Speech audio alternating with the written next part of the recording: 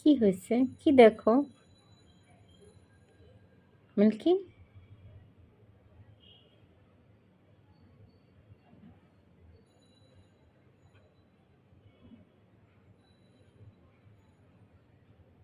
কি খাট থেকে লাফ দিবা?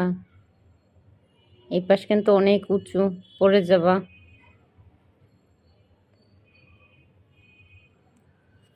কি আদর করতে আসছো? কই চেহারাটা দেখি আপনার। আপনার চেহারাটা একটু দেখি। সুন্দরী,